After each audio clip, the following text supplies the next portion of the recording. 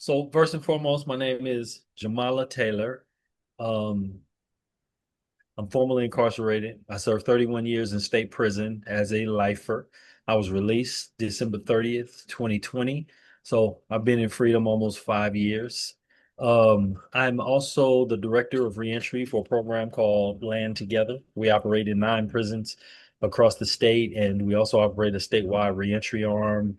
Do a ton of stuff for our participants virtually, in-person camping trips, all about building community and kind of creating a warm handoff from our program inside to outside to helping folks re-enter society, get out and stay out, stabilize to thrive. Um, yeah, and in addition to that, I'm also a former participant. When I was released from solitary confinement in 2015 as a result of the hunger strikes, and I spent 15 years in solitary in Pelican Bay, prison had changed, the world had changed, and now I'm being released to a general population where all of a sudden they have all of these classes and these nonprofits inside administering these classes and all these free people walking around and academic programs, and it was very different than when I left general population in 2015 years prior. So that was like my fork in the road, and I signed up for a class. I saw a paper on the wall that said gardening, and spending all those years Mm, inside essentially a concrete and metal box with no window, right. and I see gardening and soil, and so I just gravitated toward it, and then that was like the gift that keeps on giving. Best decision I ever made. That was kind of God's work. I had no idea what I was signing up for, but I would eventually meet my mentor, Amanda Berger, who was the then co-executive director. Um, so eventually, when I did make it home, I reconnected with the program like after 6 or 7 months out, and I was a reentry associate for the first several months, then a reentry coordinator, then reentry manager, and now I'm the director of reentry 4 years later. I'm also a student. My academic journey started on the tail end of my prison term. The board told me to upgrade my education, so I went from being a seventh grade dropout to getting my GED and attending college classes. When I got out, I enrolled in Cal State Fullerton, got my bachelor's in sociology, and now I'm finishing up my master's at USC Hmm. in in public administration. So, life is good. I want to enjoy it more. I've been working so hard trying to really build up my life. I won't say make up for time lost, because once it's lost, it just is, but at Yeah. least just build a good life for myself while helping other people. Yeah. That's cool. It and for people who are just, maybe taking baby steps, maybe it's their first day of sobriety, maybe it's their first day out, maybe they're going to see this on YouTube and they're still in the hole and they got a cell phone, wherever they're at, to hear all those accomplishments, at least for me, it sounds like, you done ran a marathon. You know what I mean? Like I know a dude literally who got out of San Quentin and he ran the Boston Marathon. He finished in the top, oh, I think 100, Mhm. which is like out of something 20 something thousand people. I mean, it's a huge thing. So if we're talking about yourself and the hundred something thousand people that are incarcerated on a yearly basis, you know, from what you explained to me and from my experience and what I know about recidivism, you got to be in the top 1%. You know what I mean? Of those who have achieved the things that you're talking about. And I know from experience, like the acts of service are the beginning of that. And I also know, like, one of the things that was speaking to me as you were talking was like how uncomfortable I was the first time I went to a gardening group. I know that I saw the groups, because I was in H unit in San Quentin at the time when I first got started in the gardening class, and it was one of those groups that you would look out the window and you would see them headed out to that little area where the above ground beds were, and you hear other dudes like, oh, that's gardening. So it wasn't something people were really talking about in a negative way, or like some groups, especially years ago, it was really, for me, it was frowned upon to even go to a group, to sign up for anything. It looked weak, it looked like you were stupid, like you needed help. And just to reach out for help was a huge thing. And eventually, getting to the group and seeing the meditation and just sitting there in a silence, like for me, it was so awkward and so like different from anything I ever knew. and it became this thing that I started to like yearn for and look forward to, and I want to be a part of, and I can't wait till they say close your eyes, and you know what I mean. I'm sitting there and I could just feel the breeze and the sun on my face. It became this thing that was just so important, and like you said, you know, God and you know, everything in the gardening class is around soil and healthy soil and planting seeds and growing and nurturing and bearing fruit, all the things that we need as human beings. So it for me, like, there were so many, you know, pivotal programs, and of course God influence in my life, and at the very tail end, I think the last 4 years I was able to participate in this. And it sounds like the last five you were participating in as well. But I Mhm. wanted to ask you, like, you know, you were in the shoe, right? And segregation, isolated for 15 years. So prior to that, did you ever participate in any classes? Were you trying to reach out, or was this something new? Like you said, since you had got released from the shoe. The prison system that you have today is not the prison system that I came into. Hmm. Prior to going into, I came to prison in 1990. I was removed from general population in 2000. So from 2000 to 2015, I was essentially on another planet, underwater, Yeah. completely, totally removed from everything going on outside of those small worlds that I was encompassed in. So prior to the year 2000, they didn't have classes. They didn't have free people. Lifers didn't go home. People would turn board down. I know dudes who turned board down 15, 16 times because there was no chance you were being released if you had a life sentence. You're like, It why was even go up there? it simply was not, it was a hopeless place. No one Yeah. in prison had hope, and that's why you had so much violence, right? So when I came out, that's what I mean when I say I came out to another world, and that world was based on hope. You talk about, gardening and how it kind of impacted you. And as I'm sitting here listening to you, it occurs to me that we spent so many years like not really living, not quite dead, but not quite living, Mm-hmm. and gardening and soil represent life. Yeah. And that's why it's so fundamentally attractive and transformative. That's why Yeah. it's so important and impactful. But I didn't reach out for classes and any of that stuff because they just didn't exist. I was a young, hopeless man trying to be somebody in a world that, violence and fear and intimidation made you somebody. Yeah. So that's the number I was doing. Yeah. There was a time prior to my incarceration in 2009. I had made like a spur, like a little glimmer of hope. I had about 6 months of sobriety, I think in around 2008 maybe, and I had gone to an AA meeting in the area where I live, and there's a few prisons here, Corker and Avenal, you know, and I ran into a correctional officer, and I remember how ignorant I was at the time, and how stupid my thoughts really were, and how backwards they were, you know, because he was talking to me outside of the meeting. There was another guy who had been incarcerated there, and I hadn't been to prison yet. You know, I'd been to the youth authority and jail and stuff, in juvenile hall, and I was telling them like, "Yeah, I can't wait to go to prison," you know. And one guy goes, "What?" And he looked at me like he was disgusted. He like, "What?" You know. And he goes, "Why would you want to do that?" I said, "Man, because people out here don't know nothing about respect, and when you're locked up, they understand and they move different." And he looked at me. He goes, "That's not respect." He goes, "That's fear."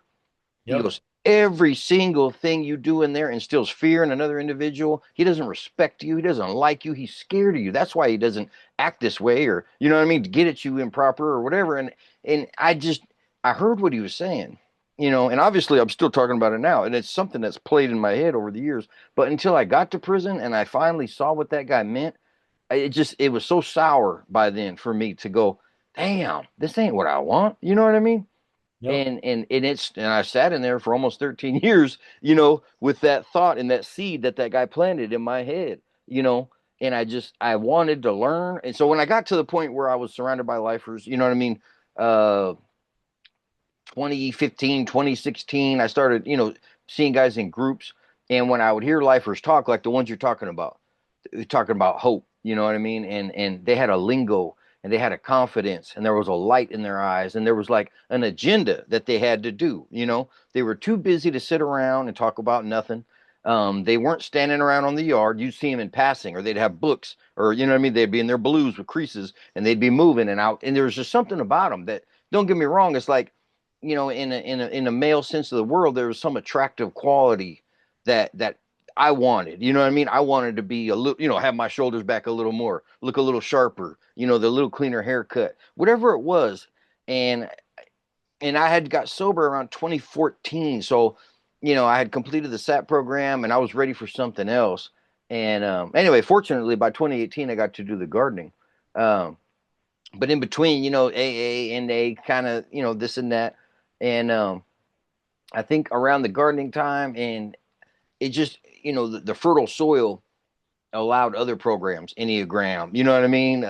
Grip, other things that were like, okay, plant more, plant more, plant more, and the more seeds, the more growth. And just recently, I was in San Diego at the Love Des retreat with Bob Goff, and there was a bunch of people there. One of the AWs from San Quentin was there, and one of the school teachers. He taught GED. He told me, "Oh, what was your first job in prison?" And I had actually started off helping guys learn how to read in AB 109. And then he starts talking about education. His face lights up. And when he lit up about education, we start reminiscing about guys that we knew, I knew, and I was that dude too, where education was nothing. I hated my teachers when I was a kid. I was always getting kicked out of class. You know what I mean? Like the symptoms of the sickness were misbehavior, but they didn't know about the abuse and the trauma and the neglect and everything going on at home, right? And nowadays, teachers are aware of that. CPS is aware of that. But back then, it was kind of like, oh, this is a bad kid. Let's kick him out of school. And, in prison, I started hearing guys on the phone, hey, mom, I just got my GED. Or, you know what I mean? Or getting a big envelope to mail it home. So that's what I wanted to ask you was like, when did education start becoming this sense of pride and this award? Because to work on your master's degree, like to go as far as you have, um, it had to catch fire at some point within you. You know what I mean? Well, first, let me say, I don't like school. I don't like Yeah. school. I was always a smart kid, and people, you're very smart, you're very smart. I just didn't go to school. I Mm, used it as a place to meet up with my homies and go do whatever it is we were doing, yeah. right? It didn't captivate me in the way that the streets did, Mm, right?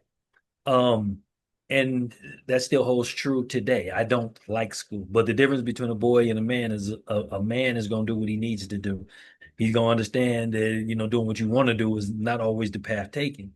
yeah. And, my first, should I say, gentle nudge toward education was 2017. I gotten denied at the board during my first parole hearing, and I wasn't ready. I just came out of the shoe and hadn't taken many of the classes.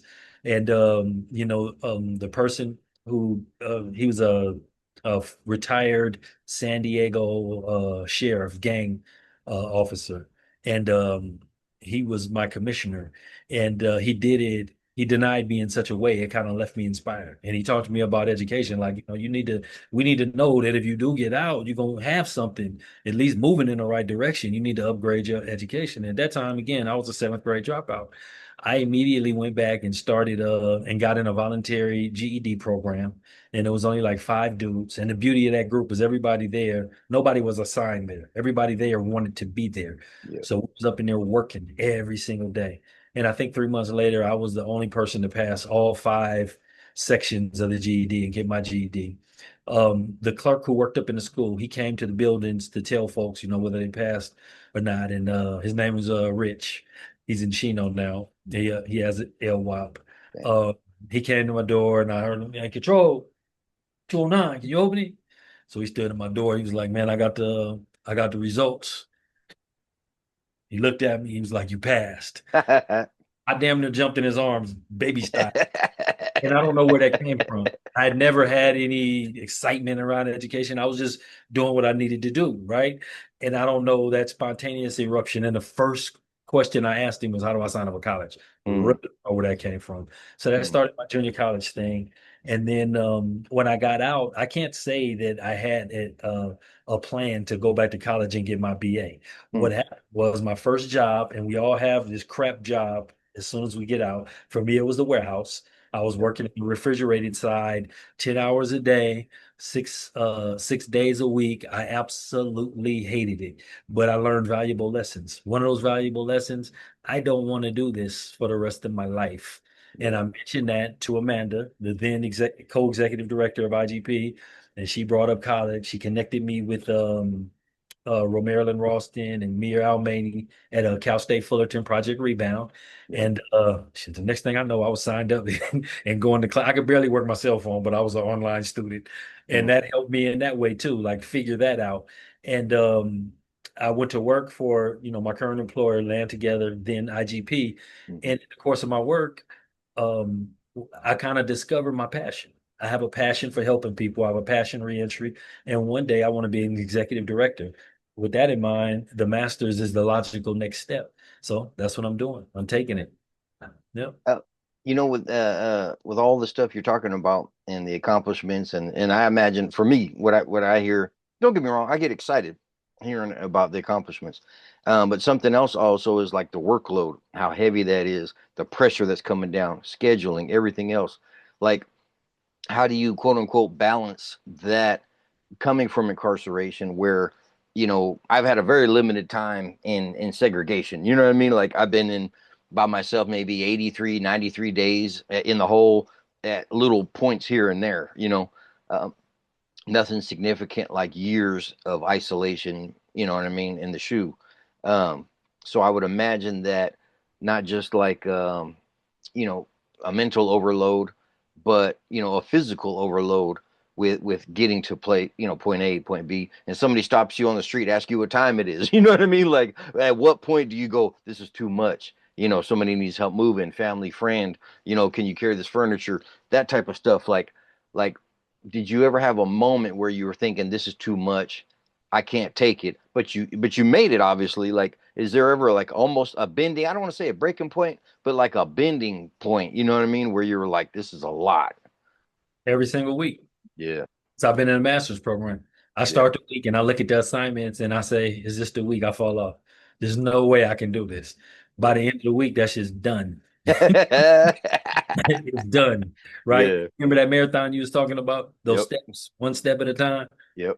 If you look at things in their just the bigness, the largesse of them, you will be overwhelmed. Hmm. And that's how I start the week, looking at the largesse of it, just seeing all of these assignments.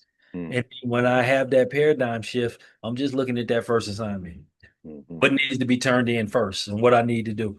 And I'm just taking those steps and taking those steps. And at the end of the week, it's done. It's hard, it's challenging. Don't get a lot of sleep, have to make a lot of sacrifices, Hmm. but those skills come from prison, Yep. being disciplined and organized, being able to prioritize. Those lifers that you were talking about, walking, that sounds so familiar, Hmm. like treating prison like a college. Yep.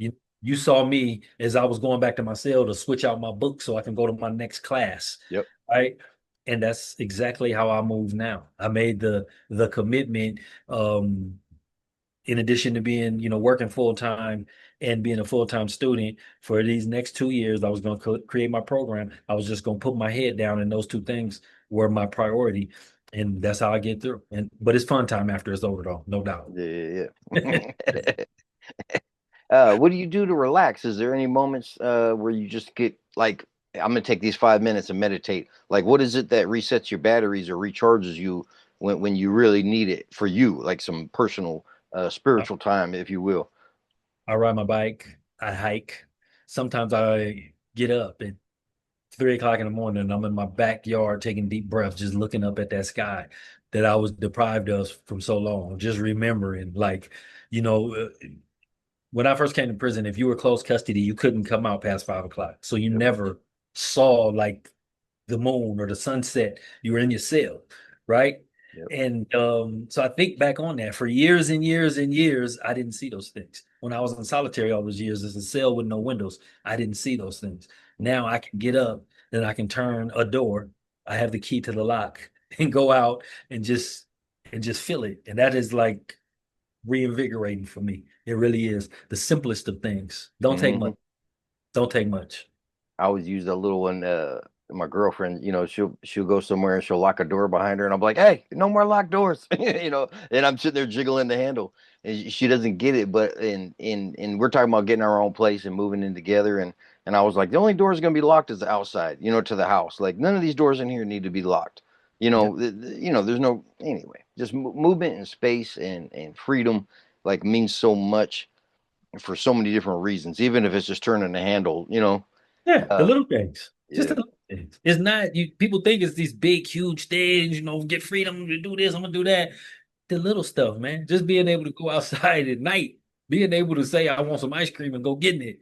yeah. That kind of stuff. That means everything. Everything. How about like family relationships or friends or what I experienced with coming home? One of the one of the things I didn't expect, which turned into be like landmines, was people who had close to me who hadn't let go of things. You know what I mean? Like they've been holding on to a ball of frustration and anger and everything else for over 15 years or so, and then looking at me like I'm reaching for their wallet. To where now I've been out a few years, just a little over 3 years, and I'm sitting down having like real conversations with them. How frustrating was it for you to come home? Did you have any expectations that a hug or a handshake from this individual or whatever, and they're like, man, you've been gone, and start looking at you like you're the problem when you really all your intentions are to help, like be of service. No, I didn't. I mean, the world had changed and I realize I'm different. Um, I don't I mean, when you do 31 years, you just different. You're not the Yeah. same person, certainly as when you went in, but just like how I think and how I see things and how I receive things is just a little bit different. But one of the things is like I don't get caught up in BS. I can see it coming, you know what I mean? Yeah. And I'm quick to make decisions to just step back from people if that's what it is. Mm. And that's just what it is. That's how I have to live. I can't get bogged down in other people's stuff. I mean, I live in other people's stuff, being in reentry and helping folks come home. I can't come home and then be in other people's stuff. Yeah. Nobody can carry that. So yeah. There was a this is kind of like on a broader topic, but there was a clip that I saw. I think it was a Louisiana governor, and they were talking to him about rehabilitative programs at Angola, and he was laughing in the interview, and he goes, "The best rehabilitator is time, you know, and age." They had a man that was in there. I think he was an accessory to an armed robbery at 18 years old or 19, and he was sitting in the car when his friend went in and shot the clerk and stole something, and gas money or whatever it was, that whatever was in the till. And the guy had been in prison. He was like 81 years old, and he eventually got released.